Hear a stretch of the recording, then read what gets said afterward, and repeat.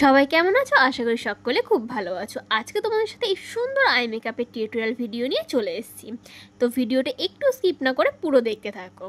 তো ফার্স্টেই দেখো আমি লাইট শেডের একটা কালার নিয়েছি, যেটা আমি ক্রিজ লাইনের ওপরে সুন্দর করে স্মাচ করে দিলাম। তারপরে আমি একটা ডার্ক শেডের কালার নিয়েছি, যেই কালারটা আমি পুরো লিডটাতে দেব। আর এখানে আমি দুটো কালার নিয়েই পুরো আই মেকআপটা কমপ্লিট করেছি, কোনো 3 নম্বর কালার নিইনি। আর দেখো দুটো কালারকে এমনভাবে স্মাচ করেছি যাতে মিডিলটাতে আমার কোনো যেন একটা আপ ডাউন ব্যাপারটা বা কোনো একটা দাগ যে থাকবে সেটা যেন না বোঝা যায়। তো সুন্দর করে একটু স্মাচ করতে হবে।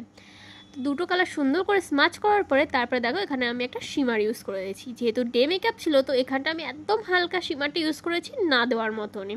তোমরা চাইলে শিমারটাকে স্কিপও করতে পারো, এমনি খুব সুন্দর লাগে এই মেকআপটা।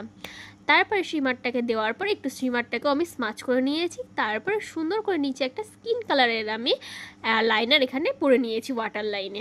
দেন যে ডার্ক কালারটা আমি লিডে ইউজ করেছিলাম, সেম ডার্ক কালারটাই আমি এখানে লোয়ার ল্যাশে ইউজ করব।